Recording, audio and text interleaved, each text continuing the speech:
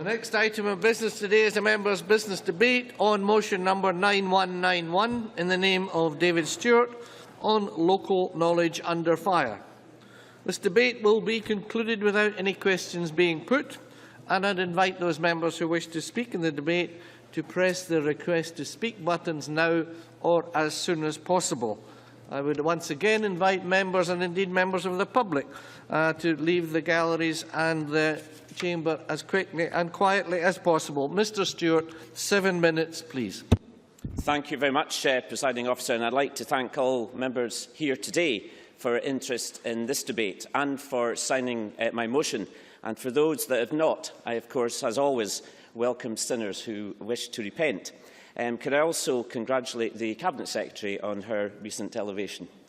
This is not a debate simply about the closure of local control rooms, but how we can ensure that our communities feel safe and secure, regardless if they live in Edinburgh or Elgin, Stirling or Stornoway, Dunoon or Dumfries.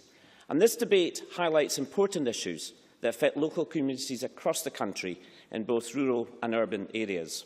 And I know, Presiding Officers, that many members here today, across the political divide, will have had constituents raising concerns about the closure of their local fire control room.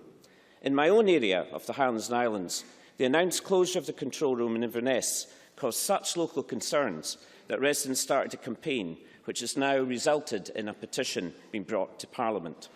In my many years, Presiding Officer, representing the Highlands and Islands in various different political arenas, I have rarely experienced such public anger. I visited personally the control room in Inverness.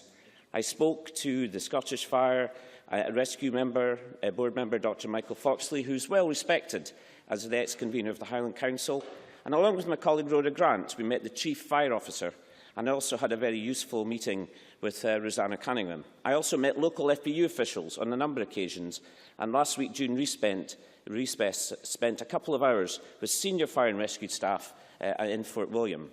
So this has helped me understand how different landscapes, infrastructures and community resources can have a huge impact on how vital services are delivered, which include fire and rescue services.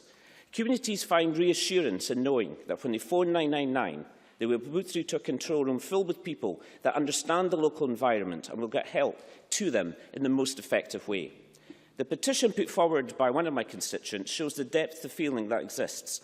Over 4,000 people joined the campaign.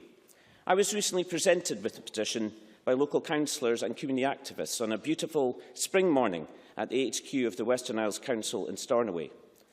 There is an enormous amount of anxiety that the new arrangements will not handle distinctive challenges that exist in the Highlands and Islands communities, and that the quality of the current service will be diminished. Currently, the staff in the Inverness control room have a unique understanding and knowledge of challenges that exist in the area, not just due to its distinct geography, but the fact that they have the largest range of dialects anywhere in the UK, including many native Gaelic speakers. Staff have expertise allocating resources to deal with forest fire, liaise with lifeboats to get appliances to remote island communities, and have in-depth knowledge of the intricate network of remote single-track roads to deal with road accidents. This expertise cannot be replaced by state-of-the-art computer systems or standardised training. As one Inverness Control staff member said to me, "If it ain't broke, why fix it?" Choosing to move operations to the Central Belt has also angered many local people, as they feel it's just another example of their expertise and jobs being overlooked in favour of a centralisation agenda. This concern was compounded by the feeling that local community views were ignored and had very little weight whilst the decisions were being considered. And I hope that the Scottish Government and the Scottish Fire and Rescue Service Board will review its procedures in making these kinds of decisions in the future. In simplistic terms, Presiding Officer, prevention is always better than a cure. That's why I think it is important that we consider other ways that we can prevent deaths and injuries caused by fire. The latest figures show that 46 fatal injuries were caused by fire in Scotland. And whilst this figure is going down, we must not be complacent and do all we can do to ensure we avoid preventable injuries in the future. So I commend the efforts of Fire and Rescue Service in undertaking the various prevention programmes, including the home fire safety visits, and welcome the revision to building regulations in 2010 that made at least one smoke alarm mandatory. This has contributed to more smoke and heat alarms being fitted in homes. And the Minister, with a fine sense of timing, wrote to me last week, and I quote, "It's estimated that installing smoke alarms in dwellings could reduce the risk of death to about 30 to 50% of the risk where there are no alarms." In terms of affordable housing, the recent Scotland Together report found that social deprivation links to an increased risk, with 40% of accidental dwelling fire deaths occurring within social rented housing and 31% in the Scottish Index of Multiple Deprivation, 15% most deprived areas. Unquote. However, more can be done, and that is why I've been advocating the introduction of fire sprinkler systems in all social housing and for HMO buildings. It's clear... Mike Mackenzie. I wonder if Mr Stewart agrees with me that the real fire problem exists with some older buildings and houses and not with new buildings, thanks to Scottish building regulation standards. David Stewart. Yeah, I certainly think there's issues around older buildings, but I'm just going to refer to the Welsh Parliament in a second. The member might find that quite an interesting experience. It's clear from the evidence that fire sprinklers can save lives, and if targeted well, can help protect the most vulnerable people in our society. Fire sprinklers are a highly cost-effective way of reducing the UK's appalling fire death toll. And currently, fire detection systems and smoke alarms probably save around 80 to 100 lives each year. As the member mentioned earlier, it's the most vulnerable members of our society who are most at risk. The very young, the very old, the disabled, the infirm, and those who abuse drugs and alcohol. So sprinklers can actually prevent fire deaths. And in the case of social housing, residential care premises, homes in multiple occupation, hostels and similar properties, there's clear arguments that sprinklers offer the best chance of preventing deaths should a fire occur. And the most comprehensive study on the effectiveness of sprinklers was carried out in the Rural Metro Fire Department in Scottsdale, Arizona. It showed that not only did they save lives, but also they significantly reduced the cost of damage by an average of 85%. And I'm aware, of course, that Scotland has led the way in introducing mandatory requirements for sprinkler systems with the Building Scotland Regulations of 2004. And I would praise the work that the Fife and Angus councils have done in ensuring that all new social housings will have systems built in. The Welsh Assembly has gone even further and passed groundbreaking legislation requiring all new homes to contain fire sprinkler systems from 2016. And I hope the Scottish Government will look at the results from Wales. In conclusion, I would urge the Scottish Government and the Scottish Fire and Rescue Service Board to reassess its decision on closing the fire control room in Inverness, Aberdeen and beyond. I hope that Scotland will continue to lead the way in fire prevention. This Parliament has a proud record in innovation and best practice, such as the introduction of free personal care, the smoking ban and a zero-tolerance approach to domestic abuse. We are at our best when we're at our boldest. Let's add another groundbreaking policy. Rethink the closure of fire control rooms and extend the range of sprinklers to prevent the death and injury to our old, vulnerable and disadvantaged constituents across Scotland. Thank you. Thanks very much. I now call on Mike Mackenzie to be followed by Graham Pearson. 4 minutes, please.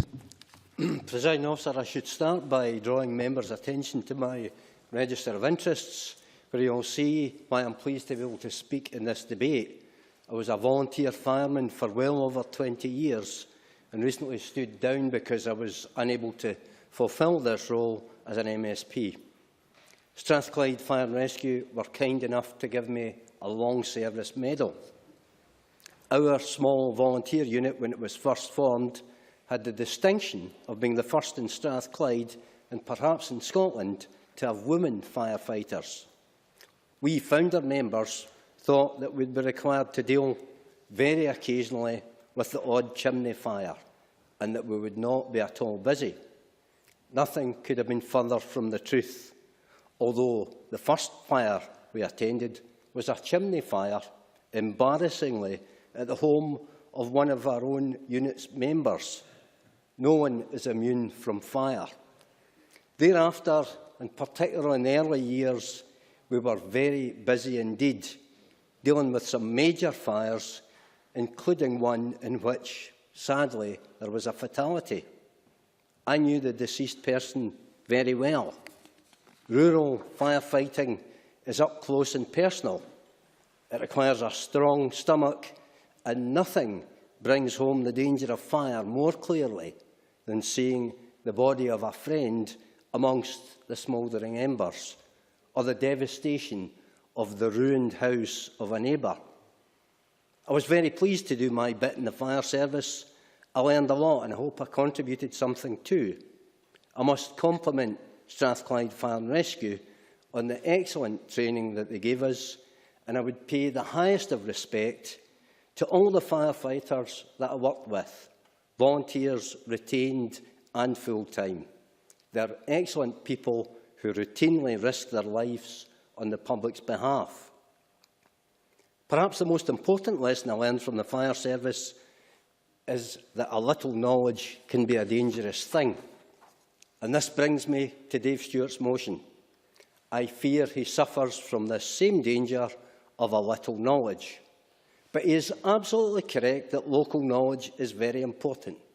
It's critically important for firefighters. Much of our training focused on this. It's critically important to know where fire hydrants are and to be able to find them quickly on a dark night in bad weather. It's critically important to know which houses and buildings in your area are far from a water main and where the nearest sources of water are. You have to be practised in improvising a water supply, getting a pump set up and quickly operational. Time is critical. Teamwork is essential. The senior officer present is in operational charge of the firefighting.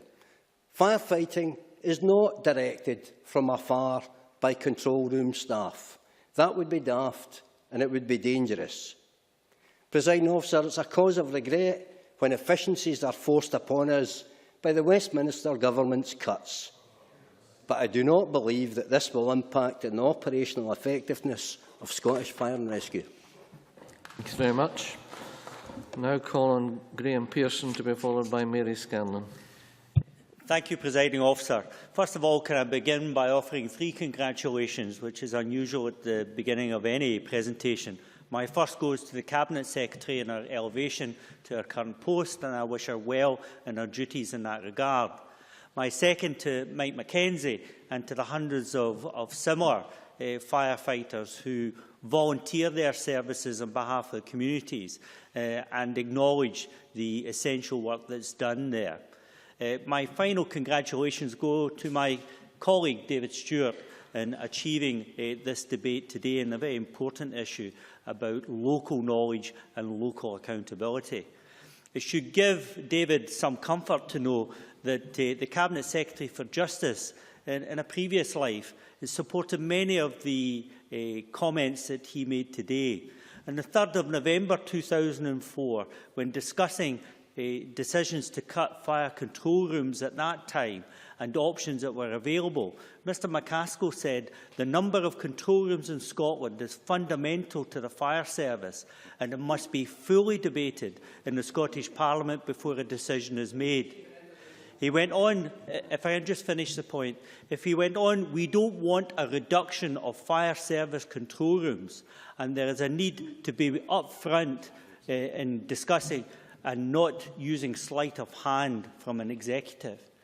I think these were important points to make in 2004, and they were confirmed 4 years ago when Jeff Ord reported in relation to local control rooms and their importance to the delivery of fire safety across Scotland. That's not to say that there shouldn't be change. We live in a different world. We have different challenges.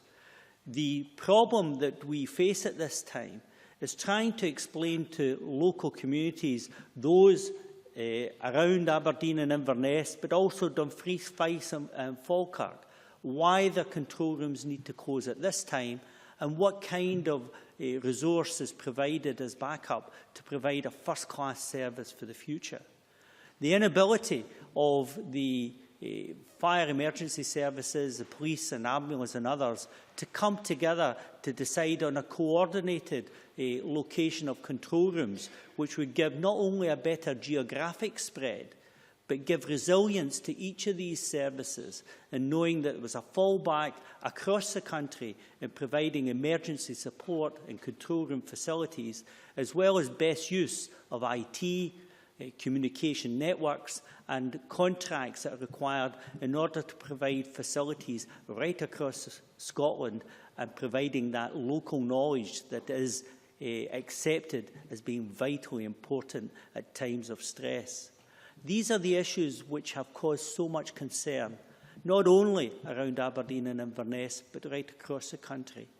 And there has been a failure to explain to the public what the options were, how the decisions were made, and how now communities will benefit for the reorganisation of control rooms and fire and rescue services, a separate reorganisation of control rooms for police services, and where the crossover between these two reorganisations will meet in order to achieve not only best value and economy, but better service for all concerned.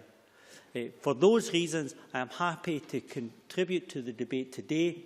I wish David Stewart well in the future in developing that debate and developing support for his sprinkler options. And I hope that the Cabinet Secretary will be able to offer us some view on how we develop our way forward and a better service and a better support from local control rooms. Thank you, Presiding Officer. Thank you. Now call on Mary Scanlon to be followed by Dr Elaine Murray. Thank you. I would also like to congratulate Angela Constance on her promotion and thank David Stewart excuse me, for securing this debate today. It is the responsibility of every Highlands and Islands MSP to ensure that despite the remoteness and rurality of the region that we represent, that services are the best that they can be, despite the challenges. This applies equally to all public services, including NHS, councils, police, ambulance and fire and rescue. And although most speakers so far have concentrated on the fire service, I think it's important to say that this service is equally competent when it comes to flooding and other issues, and it is indeed a fire and a rescue service. My colleague Jamie McGregor will talk about the specific Western Isles issues that David Stewart has already mentioned. But in the past year, much of the focus has been on the merged police force, and little has been said on the merger of the fire and rescue services. In fact, Audit Scotland will not be reporting on this new merger until January 2015, almost 2 years since the inception of the single service, although I do appreciate that work is ongoing.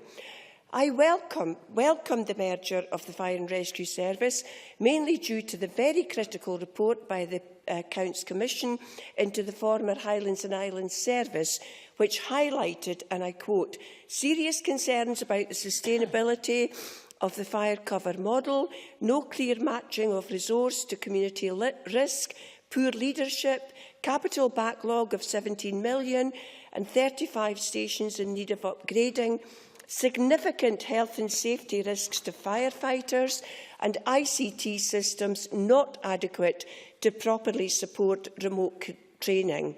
So my hope was that all of these issues and more would be addressed in the lead up to the merger of the single fire and rescue service, and that the Highlands and Islands would get their fair share of resources, support and training to ensure that firefighters were given the support in the job that we expect them to do.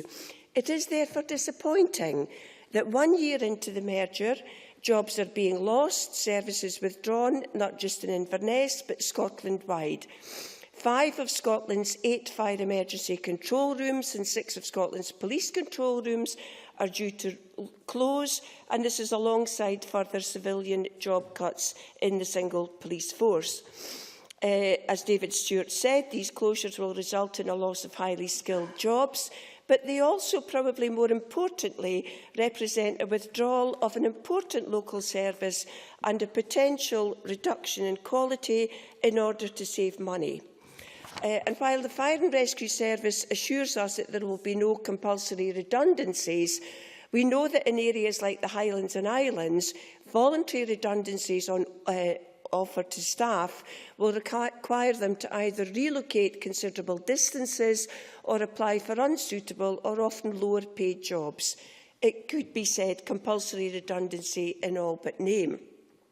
And it does seem that the Scottish Fire and Rescue Service Board has barely addressed or even considered these concerns. Staff at the Inverness Control Room have a unique understanding and knowledge of the area. the dialects and indeed the Gaelic speaking. And this means that roads, house names, villages and areas often have regional names, meaning that local knowledge is vital.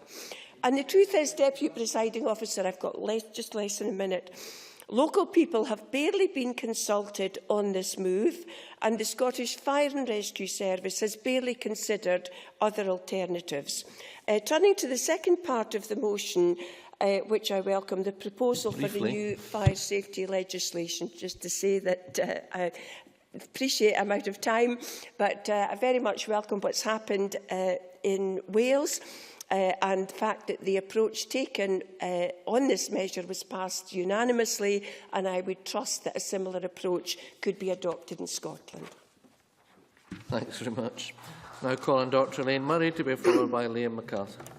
Thank you, Deputy Presiding Officer. And can I start by wishing the Minister for Community Safety and Legal Affairs a speedy recovery. I understand she's unwell this week. I can also congratulate Ms Constance on her promotion, though I am a little surprised to see her substituting for Ms Cunningham rather than her Cabinet colleague, the Justice Secretary.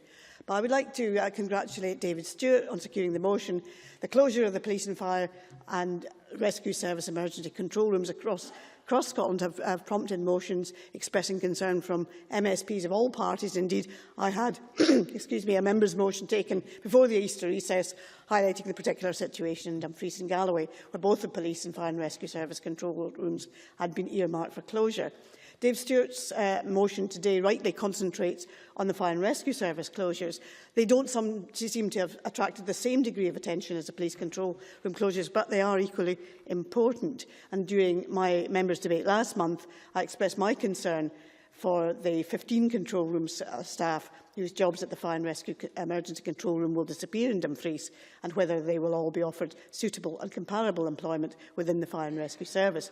Those concerns will remain until I have been reassured that no one is being expected to travel unreasonable distances to control rooms in the Central Belt in order to retain their employment, and that no one has been forced to accept voluntary redundancy, so-called, because no job has been offered to them which they can feasibly accept. But I do not intend to repeat my contribution from a month ago. This time, I want to highlight some of the points made by people who really do know about the fire service, and that's firefighters themselves.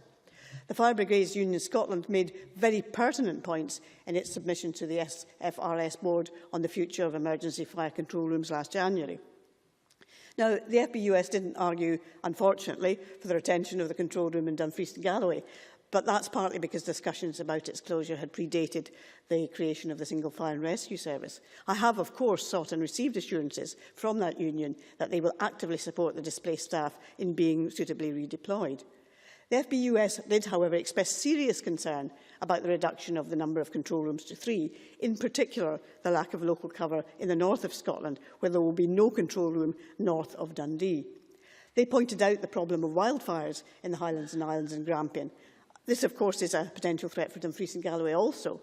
Identification of the location can be difficult as forests and moorlands don't have a postcode, and therefore local knowledge of the area in order to identify the location of the fire can be crucial. Rural areas tend to rely on retained crews rather than full-time firefighters. Stations may be far apart along minor roads, and therefore extra pumps may have to be mobilised in case additional resources are required. And standby arrangements have to be made to maintain fire cover at those stations which will be empty. All this does require a fair degree of local knowledge, whatever Mike McKenzie says. The FBU don't agree with you on that. They believe that local knowledge is required for the location of pumps and which stations have crew available and when. The FBU submission warns against assuming that technology can provide the solution to every difficulty, pointing out that recently a failure of the Scottish radio system caused problems for 6 out of the 8 existing control rooms. And the submission makes the important point that 3 large control rooms could be the target of terrorist attack.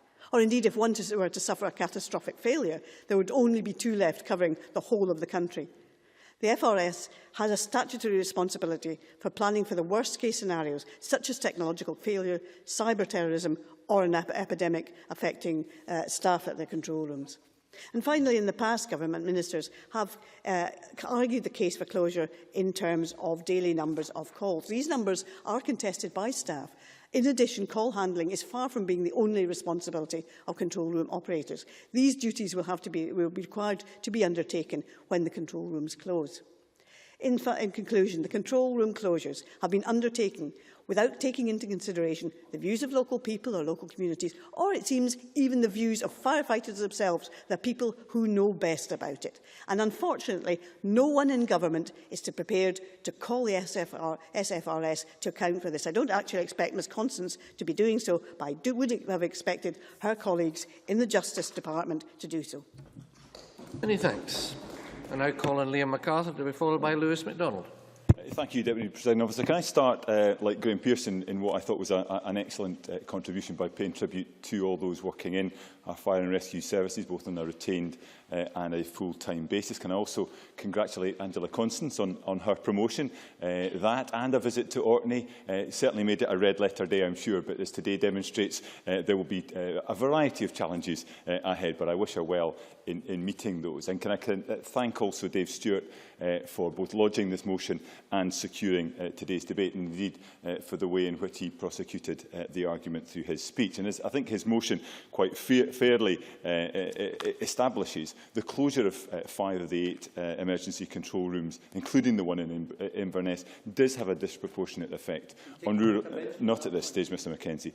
Disproportionate effect on rural communities, such as my own in Orkney. And as the petition considered by Parliament only this week demonstrates, there hasn't been any dilution of the anger and anxiety that is felt in rural areas about this issue. It's certainly one that finds an echo in my own constituency. And if I look at the letter from Councillor Andrew Drever, the chair of Orkney Islands Council's Police and Fire Committee to Pat Waters in October last year, he sets out very well the case for retaining the control room in Inverness. He talks about the vastness of the area covered and the diversity of the geography, points made by Mary Scanlon, the experience and local knowledge that are vital in mobilising responses. He talks also about the need to add resilience into the Scottish network overall, potentially crucial at times of a natural disaster or civic emergency, and also points to the recent upgrade of the control room in Inverness, the fact that the Inverness workshop that will remain open is co-located in a single secure site with the control room, all suggest that the savings to be made here are minimal. Now, I've met with Alistair Hay. I know that they are looking to try to respond to the concerns that are being made. But as with the creation of Police Scotland, the message conveyed by merger and centralising of operations is that rural and island areas are somehow a secondary consideration. The Minister will argue that this is an operational matter, and I certainly accept that actually one of the fears around the creation of a single police force and a single fire and rescue service is undue political influence and interference by the Justice Secretary. But ministers can and should lead by example. The message from this government from the outset is not only that centralisation is acceptable, but it is positively encouraged.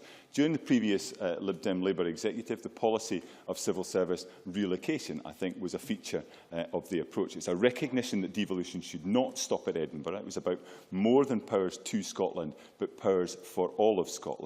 It wasn't straightforward. I well recall the submissions from officials invariably suggested that the status quo was the easiest and the cheapest option, at least in the first instance. Latterly, the offers of moves to Stirling and Perth seem to emerge in proposals. But ministers were resolute. Jobs were relocated. Communities from the borders to the Highlands and Islands and many points in between benefited. And it wasn't just about jobs, as is the case with the control room, important though these are. The message it sent about the type of Scotland we wanted to create, that the centre does not always know or do best, I think was critically important.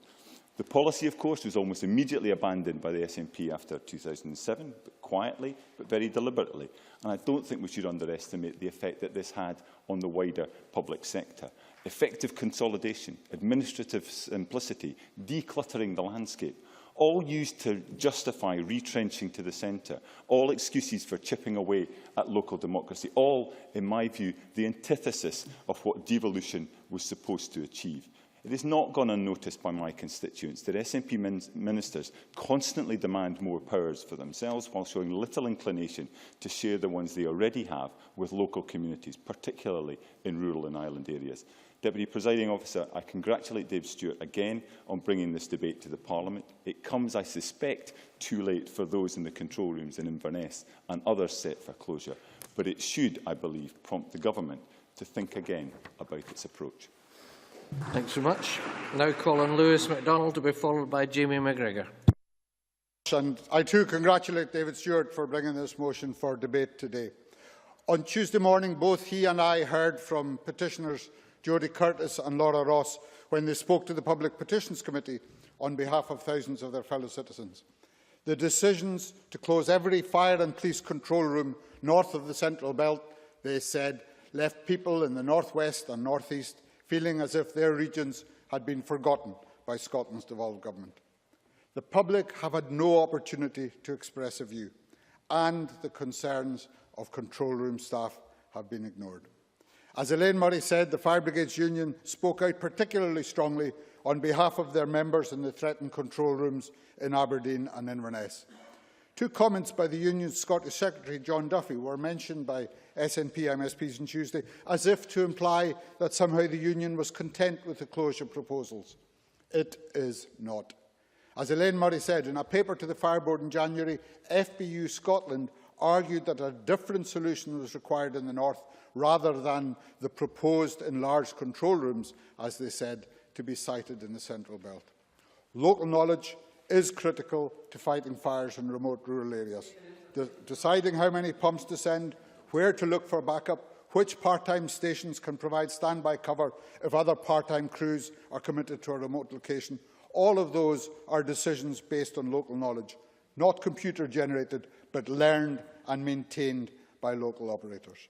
And the FBU also highlighted the specialised training undertaken by control room staff in Aberdeen, who need to be fully conversant with safety-critical procedures for specific risks that arise in the oil and gas industry, from working at height procedures to mass decontamination, to mobilising the UK's International Search and Rescue Team in conjunction with equally specialised control rooms in the West Midlands and Hampshire, and providing support to crews and senior officers at the scene of major incidents, support which can indeed be of vital importance to a successful resolution. The Union argued that the best solution for the North Service delivery area was, and I quote, the retention of a control room in both the North East and the North West of Scotland to recognise and ensure a robust response to the unique risks and challenges presented by these large areas.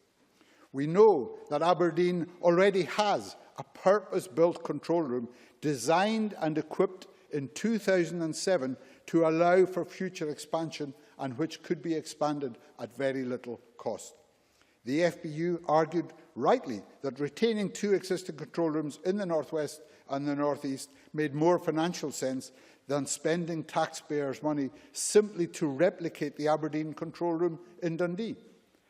The board went ahead with these closures on a majority vote only after senior management had drastically revised the projected costs and savings hours before the decision was taken, and in spite of the conclusions of the management's own options appraisal that there was no financial benefit from closing Aberdeen. They had to assess the importance of cost savings as 10% of the argument. That, I think, exposed a real and fundamental weakness in their case. The Scottish Fire and Rescue Service could hardly have got off to a worse start. Even if ministers do not recognise the folly of these closure proposals, they surely recognise the damage done to the trust and confidence of the wider community in the new service as a whole. I'm sorry Rosanna Cunningham could not be here and that Kenny MacAskill did not stay to respond to this debate. But if ever there was a case for a change of heart by Justice Ministers, this is it. Ministers should require the board to withdraw their discredited proposals and work with the Fire Brigades Union and other stakeholders to agree proposals that will make real savings, restore public trust and enhance public safety in all of our communities. Many thanks. Now call on Jamie McGregor, after which we'll move to the closing speech from the Cabinet Secretary. Thank you. I too congratulate David Stewart on securing today's important debate, and I'm pleased to make a very short contribution. I'd like to congratulate Mike McKenzie on his Long Service Medal. That's a great achievement.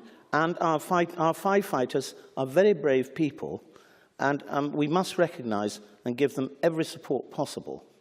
On behalf of constituents across my region, I wish to highlight the very genuine concerns about the proposal to close the Inverness control room. I was recently in the Western Isles, and I was presented by campaigners, including Councillor Catriona Stewart, with a copy of the petition with over 3,000 signatures, which was given to David Stewart as convener of the Petitions Committee. The number of signatures collected, in addition to those gathered through the Facebook campaign, demonstrates the strength of local feeling. Council leaders have also spoken out against the changes. Now, anxiety about the potential loss of local knowledge and expertise is very widespread. The remote and rural island communities of the Highlands and Islands region have been well served by the Inverness control room. Yes? I thank the member for taking the intervention. Do you not feel that, given the circumstances, that the local knowledge available in control rooms, for instance, Mr MacArthur referred to the local knowledge please. In Inverness, that it's just not credible that the local knowledge claimed of such a widespread area as the Highlands and Islands is actually correct or indeed necessary at control room level, and that some members are guilty of perhaps raising fears in the public that shouldn't be there. Mr McGregor. Well, I mean, we've got a devolved administration, and we ought to devolve other things as well, I think. But the anxiety about the potential loss of local knowledge is widespread. Many places in the Western Isles, it's been correctly pointed out that many roads and houses and place names in the region are in Gaelic, and it is therefore vital that those in the control room have the awareness of Gaelic, something the Inverness control room certainly has got, and something which has been acquired and built up over a very long period of time. There are also many cases of a duplication of place names across the Highlands, Orkney, Shetland and the Western Isles, and computer systems cannot compensate for the local knowledge of place names and dialects. As people will know, the wind off the Atlantic blows very fiercely in the islands, and fires spread very quickly. Any delay can be disastrous. And I also share the concern of constituents who are annoyed that communities simply weren't consulted before the proposal to close the Inverness control room was announced. I think that's regrettable. And in conclusion, Presiding Officer, I call on the Minister to recognise and address the very significant level of public concern across the Highlands and Islands on this matter, and to urge the Scottish Fire and Rescue Service to engage with the communities and reassess the decision on the Inverness control room. Thank you. Many thanks. I now call on Cabinet Secretary Angela Constance to close the debate on behalf of the Government.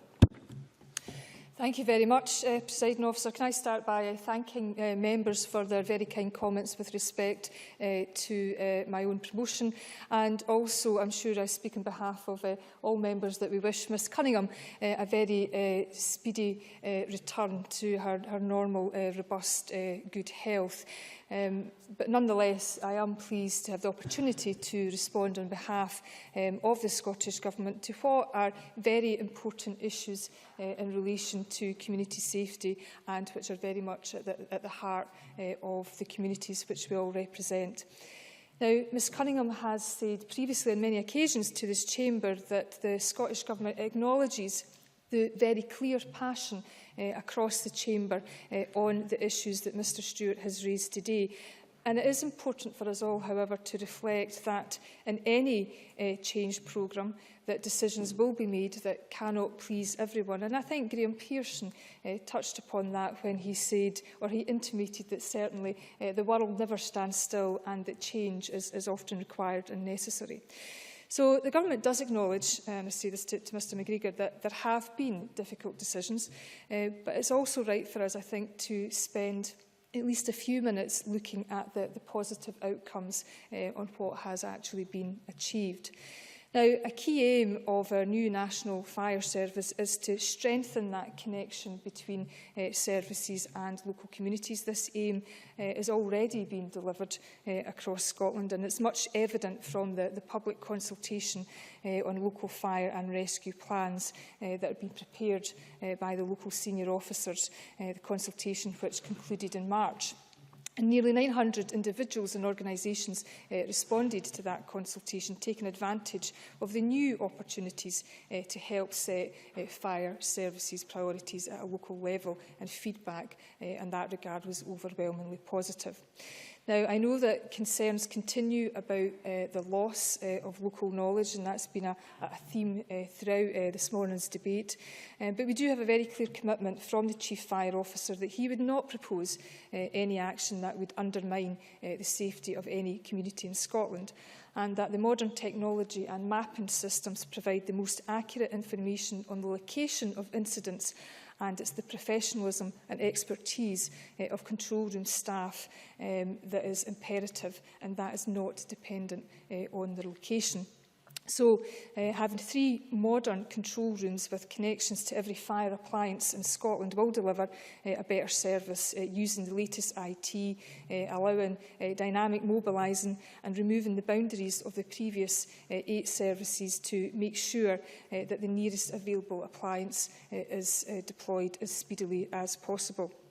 And I suppose what I would put to Mr Stewart and to Jamie McGregor and others is that, is it realistic to expect anyone to have local knowledge of the entire Highlands and Islands area? And let's consider the control room in Johnston that serves the whole of the Strathclyde region, including 29 islands, and will be dealing with requests articulated in a full range of dialects, and also including the Gaelic language. Staff in Johnston currently handle over 50% of all calls to the Scottish and Fire Service, and again, all through professionalism, expertise and the supporting systems. Now, David Stewart and others are understandably concerned about the isolation of rural communities. We, of course, all know that budgets are under pressure, so it's therefore important to reduce duplication in areas such as control rooms, because that protects the precious resources available, meaning the continued frontline presence and delivery in rural areas. I might do in a wee minute, because I'm conscious that Mr Stewart also wanted some answers in relation to sprinklers. So it is important to recognise that these changes have been made with a view to protect frontline services, and where local knowledge is indeed imperative is amongst staff on the ground and at that front line. And of course, I do ask, what would the alternative be given the financial climate that we're currently in? And I'm perhaps in a moment. And I am, pleased that we have not had to go down the route, as we've seen in fire services in London, where there has been a loss of hundreds of firefighting jobs. And if I could maybe perhaps answer Dr Murray's point, it is important to recognise that the level of calls to fire control rooms is such as that they could have been handled by one control room, but the Scottish Fire and Rescue Service chose to keep 3 control rooms to address the very issues that she raises with regards to resilience. And I think Leah MacArthur also touched upon it as well, that it is important not to put all our eggs in one basket. I'll just briefly say, Presiding Officer, that in broader terms, there are new resources that are going into the north of Scotland in terms of the Water Rescue Resource Service in Inverness, and we will see the first whole-time firefighter recruitment campaign, which will be underway in May, and I hope that will be of interest to Mary Scanlon, because the majority of those new posts will be located in the north of Scotland, and I do think it's important that I reiterate that this government's commitment and that of the Scottish Fire and Rescue Service's commitment to no compulsory redundancies, and that nearly 40 new firefighters are now in the service who have come from who've previously worked in support services. Now, I do want to turn to Mr Stewart's very important issue with regards to sprinklers. Now, it is true that domestic sprinklers can help prevent casualties and damage to property caused by fire, and that this may be a particular issue faced in more rural areas. But it is the case that Scotland led the way in the UK. Perhaps Mr Stewart himself had something to do with this, that in 2005 we were the first to introduce building standards requiring their installation in new build enclosed shopping centres, residential care buildings, sheltered housing and high-rise accommodation. and that in 2009, the Scotland Together report, which Mr Stewart refers to, did conclude that sprinkler installation in all Scottish homes wasn't cost effective, and that was actually a point reiterated in the Welsh Government evidence.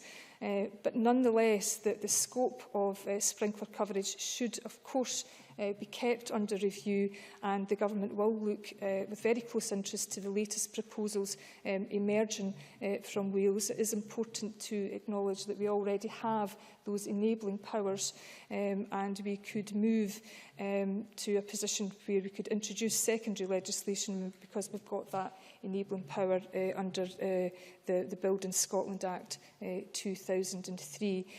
But it is important to stress that the Government's current position is in support of a targeted approach to sprinklers, but nonetheless we'll continue to review that situation and look at what's happening in Wales and elsewhere in terms of promoting community safety, because I think at the end of the day, while there are aspects of detail that across the chamber that we've divided upon, that we've debated upon, but at the end of the day, community safety is of paramount importance to all of us and the communities that we represent. And it's important to recognise that we are making progress in terms of fire safety in Scotland, but there is never any room for complacency, Presiding Officer. Thanks very much. And thank you all. And I now suspend this meeting until 2:30 this afternoon. Thank you.